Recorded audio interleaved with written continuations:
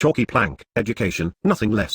अब ये जो हुक हमारे पास हैं, इसमें भी हमारे पास में कुछ अल्टरनेटिव फॉर्म्स होती हैं। अल्टरनेटिव फॉर्म्स कैसे? कभी कभी ऐसा हो जाता है कि जब हम आउटलाइन बनाते हैं तो हमारे पास में हुक फॉर्म आसानी से नहीं बनती, इसीलिए हमने जो है इसको दो डिफरेंट फॉर्म्स में डिवाइड कर दिया है। जैसे पहले है एफ आर, हम एफ आर को ऐसे बनाते हैं, हम एफ आर को जो है ऐसे भी बना सकते हैं। ये हमारे पास में इस बोली जाएगी यहां पर लेफ्ट फॉर्म, और ये हमारे पास में यहां पर बोली जाएगी राइट फॉर्म। अब यहां पे अगर ध्यान हो तो ये तो हमारे पास में आर की फॉर्म होती है ऑलरेडी, तो हमने पहले ही बता दिया कि आर के साथ में हुक यूज नहीं होता है, तो इसलिए जहां पर भी इसके साथ में आर हुक लगा हो तो ये एफ आर की राइट फॉर्म पढ़ी जाएगी।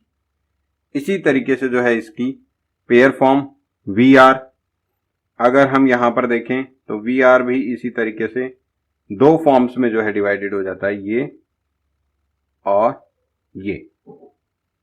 इसके साथ में फिर इथ आर, ये भी दो फॉर्म्स में डिवाइडेड है, इथ आर, ये लेफ्ट फॉर्म, इथ आर, ये राइट फॉर्म।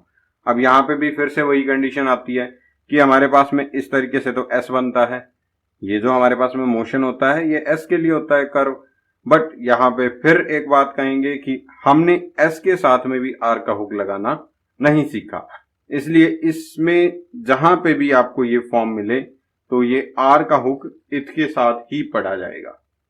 इथ के बाद में बारी आती है दी आर की, इसमें भी हमारे पास में दोनों फॉर्म होती हैं, ये लेफ्ट फॉर्म, उसके साथ साथ में ये राइट फॉर्म। अब इसके बाद में हमारे पास में एल की भी हुक फॉर्म होती हैं, एफ एल, ये लेफ्ट फॉर्म लार्ज हुक वाली, तो ये हमारे पास में राइट फॉर्म लार्ज हुक वाली। यहां पर जो है इसे हम लेफ्ट फॉर्म कहेंगे तो ये हमारे पास में राइट फॉर्म बोली जाएगी। अब लास्ट जो एक फॉर्म आती है वो आती है वी एल, ये हमारे पास में वी एल जो है वो लेफ्ट साइड से होगी, तो ये हमारे पास में जो वी एल होगी वो राइट साइड से होगी। ये दो फॉर्म होती हैं हमारे पास में, इन दोनों फॉर्म्स में हम जो है एक लेफ्ट मानते हैं और एक राइट। तो टोटल ओवरऑल मिला के हमारे पास में ये जो है 6 स्ट्रोक्स हैं, इन 6 स्ट्रोक्स के लिए जो है ये हम अल्टरनेटिव फॉर्म्स यूज करते हैं। अब हम कहां पे इन अल्टरनेटिव फॉर्म्स को यूज करते हैं कि कहां पे हमें जो है लेफ्ट फॉर्म यूज करनी है, कहां पे हमें राइट फॉर्म यूज करनी है, तो इसके लिए कुछ रूल्स हैं। तो इसका पहला रूल है कि जब भी हमारा फॉर्म वाला स्ट्रोक यानी कि ये जो हुक वाला जो स्ट्रोक होगा, अगर एलोन है, स्टैंड एलोन, अकेला है, तो इसके अंदर हम लेफ्ट फॉर्म यूज करेंगे, लेफ्ट फॉर्म। जैसे कि हमारे पास में ये वर्ड है ईथर, तो पहले वोवल आ गया, फिर हमारे पास में ये जो है हुक फॉर्म है, तो हम इसमें लेफ्ट फॉर्म यूज कर रहे हैं, एथर। अगर यही वर्ड होता थ्री तो हम इसमें राइट फॉर्म यूज करते। मतलब अगर पहले फॉर्म आ गई हमारे पास में हुक फॉर्म और फिर उसके बाद में वोवल आ रहा है तो हम ये राइट फॉर्म यूज करेंगे, अदरवाइज तो हम ये लेफ्ट फॉर्म यूज करेंगे। ये इसका पहला रूल है। दूसरा रूल ये है कि जब हम दूसरे स्ट्रोक्स के साथ में इसको ज्वाइन करते हैं अदर स्ट्रोक के साथ में, तो हम देखेंगे कन्वीनियंट पोजीशन, जो भी कन्वीनियंट पोजीशन होगी हम उसके साथ में जाएंगे। कन्वीनियंट पोजीशन के अंदर जो है वो प्रेफरेंस देंगे हम जहां पर हमारा कर्व एक इजियर ज्वाइनिंग दे रहा हो, ऑकवर्ड ज्वाइनिंग नहीं होनी चाहिए। जैसे कि हमारे पास में वर्ड है फ्राइडे, तो इसको हमने जो है लेफ्ट कर्व से बना दिया फ्राई डे, ये फ्राई डे। अब वर्ड हमारे पास में अगर आ जाता है यहां पर थर्मल, तो इसको हम जो है राइट फॉर्म से बना सकते हैं। यहां पर जो है ये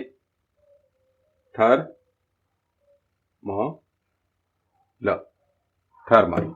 जैसे वर्ड आता है वर्च्यू, तो आप इसमें लेफ्ट फॉर्म के साथ में जाइए वर्च्यू। अगर वर्ड आ जाता है हमारे पास में लेदर, तो हां लेदर के साथ में आप राइट फॉर्म में जाएंगे लेदर, बिकॉज ये हमारे पास में ज्यादा इजियर ज्वाइनिंग आ रहा है बजाय कि हम इसमें लेफ्ट फॉर्म बनाते। अब ऐसे ही वर्ड है हमारे पास में वर्बल, तो वर्बल में भी हमारे पास में यही है कि हम इसमें राइट फॉर्म में जाएंगे वर्बल। इसमें जो है यही एक मात्र डिफरेंस है कि लेफ्ट फॉर्म और राइट फॉर्म में कि जो इजियर ज्वाइनिंग देगी हम उसके साथ में जाना पहले पसंद करेंगे। इसमें जैसे वर्ड है लवर, तो यहां पर भी जो है राइट फॉर्म लगेगी ल और वर। अब बात कर लेते हैं एफएल और वीएल के बारे में। एफएल और जो वीएल का जो हुक फॉर्म है वो अगर आपके पास में के, गे, वे, रे या कोई भी अप स्ट्रोक अगर आ रहा है, कोई भी अप स्ट्रोक, तो इनके साथ में हमेशा इसकी राइट फॉर्म यूज होगी। जैसे हमारे पास में वर्ड आ जाता है कैबल, तो हम इसमें कैबल, इजियर ज्वाइनिंग है कि हम इसके अंदर जो है राइट फॉर्म यूज करेंगे। जैसे वर्ड आ जाता है हमारे पास में नेवल,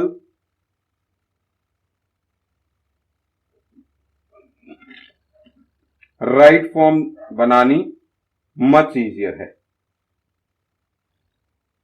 उसके बाद में जैसे वर्ड आ जाता है हमारे पास में राइफल,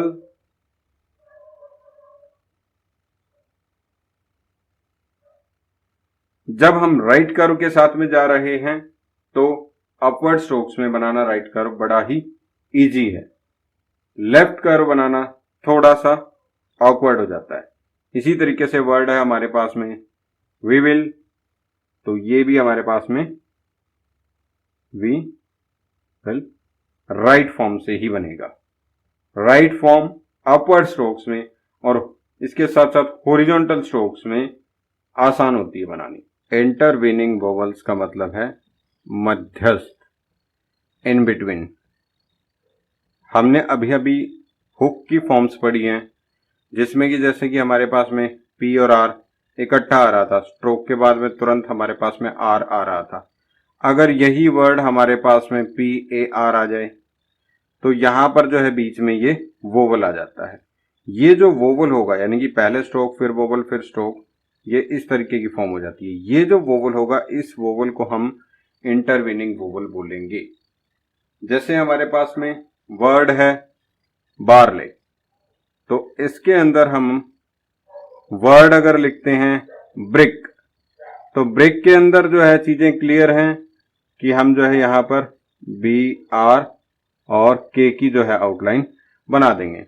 बारले के अंदर आउटलाइन हमें पूरी बनानी चाहिए। रीजन है उसका कि बी और आर के बीच में वोवल आ गया तो हुक फॉर्म यूज ही नहीं हो सकती। बट हम क्या करते हैं कि अपनी कन्वीनियंट के लिए कभी कभी इस आउटलाइन को शॉर्ट करने के लिए इस वोवल को रिप्रेजेंट कराने का तरीका है एक। इस वोवल को कैसे रिप्रेजेंट कराते हैं, हम पहले तो अपना जो है बी और आर का जो है हुक फॉर्म जो है वो बना लेंगे। यहां पर बार ले, ये जो आ का वोवल आया है ये पहचान करेंगे कि ये हमारे पास में डॉट वोवल है या डैश वोवल है। तो आ है तो सीधी सी बात है डॉट वोवल है। तो इस डॉट वोवल को रिप्रेजेंट कराने के लिए हम यहां पर एक सर्कल बना देंगे। क्योंकि ये फर्स्ट प्लेस है तो सर्कल हम जो है फर्स्ट प्लेस पे ही बनाएंगे। अब बात यहां आती है कि क्या ये सर्कल, ये जो हमने बनाया है, ये यहां पे ही बना सकते हैं? तो हाँ, ये यहां पे भी बना सकते हो सर्कल। मतलब इस सर्कल का ये होता है कि ये बिफोर आफ्टर से मतलब नहीं है, प्लेसिंग से मतलब होता है। प्लेसिंग अगर इसकी फर्स्ट प्लेस है और ये अगर सर्कल है तो हम इसको एक डॉट वोवल पढ़ेंगे, और उस केस में ये हमेशा स्ट्रोक और हुक के बीच में ही पढ़ा जाएगा। स्ट्रोक और हुक, इसके बीच में ही ये वोवल जो है वो आएगा। ये चाहे बिफोर लगा रखा हो, ये चाहे आफ्टर लगा रखा हो, उससे कोई फर्क नहीं पड़ता। इसका केवल एक ही रीजन है, to get easier and shorter outline. हमें आउटलाइन छोटी करनी है तो हम इसको जो है यूज करते हैं इंटरवीनिंग वोवल्स को। जैसे वर्ड है हमारे पास में चैलेंज, तो इसमें भी जो है हम चैलेंज, जे और एल के बीच में कैप वाला वोवल है, दैट वोवल। तो दैट वाला जो वोवल है उसको रिप्रेजेंट कराने के लिए हमने जो है यहां पर एक सर्कल लगा दिया। अब अगर हमारे पास में जो है वर्ड जो लिखा गया है उसमें स्ट्रोक और हुक के बीच में डैश वोवल आ जाए, डैश वोवल, जैसे कि नलीफाई, हमने इसको रिप्रेजेंट कराना है, तो यहां पर जो है हम इसमें नलीफाई। अ का वोवल है मच वाला, तो बीच में से इसको हम कट कर देंगे, जैसे कि लेक्चर, लेक्चर। तो इसमें डिप्थोंग है तो डिप्थोंग भी जो है कट हो जाएगा, यानी कि जो डैश वोवल है और जो डिप्थोंग्स हैं वो रिप्रेजेंट करे जाएंगे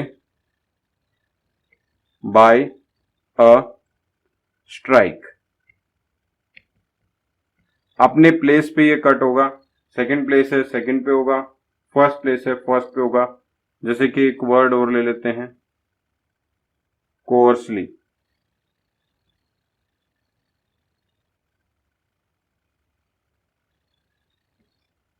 कोर्सली, ये फर्स्ट प्लेस है तो फर्स्ट प्लेस पे करो, सेकंड है तो सेकंड पे करो। कभी कभी क्या होता है कि हम उसको रिप्रेजेंट नहीं करा पाते हैं, जैसे कि हमारे पास में वर्ड है कॉर्नर, तो उसको फर्स्ट प्लेस पे बना दो, कॉर्नर बिल्कुल उसके सिर पे लगा दो, इससे हमें पता चल जाएगा कि भाई जो है ये फर्स्ट प्लेस है।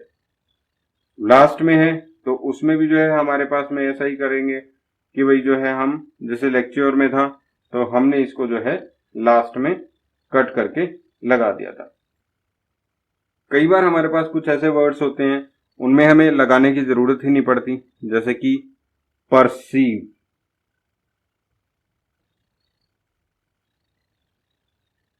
परसीव, इसमें हमें जो ये पी और आर के बीच में पेन का वोवल है तो इसको तो रिप्रेजेंट कराने की जरूरत ही नहीं है। पेन का वोवल कहीं पे भी आ जाए उसको रिप्रेजेंट मत कराओ, क्योंकि वर्ड में जो है वो कंटिन्यूअसली ऑटोमेटिकली रीड आउट हो जाता है। मर्क्यूरी, यहां पर मर्क्यूरी, इस तरीके से हम इसको रिप्रेजेंट कराते हैं। फिर जैसे कि टर्क,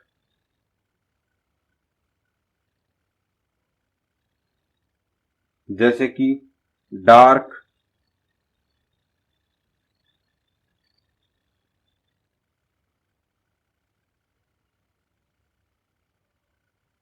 डॉट है सर्कल से रिप्रेजेंट कराओ, डैश है वहां पे रिक्वायर्ड स्ट्राइक कर दो, कट कर दो।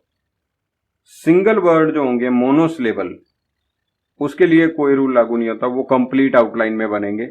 जैसे कि अगर कहीं पे है वर्ड पेल तो हम इसको पूरी आउटलाइन से बनाएंगे। ये मोनोसिलेबल होते हैं। इसमें हम कोई रूल यूज नहीं करेंगे। पेयर, इसमें हुक का जो है ये वाला फॉर्म जो है नहीं बनेगा। If my videos are knowledgeable, then do not forget to subscribe, share, like, and comment.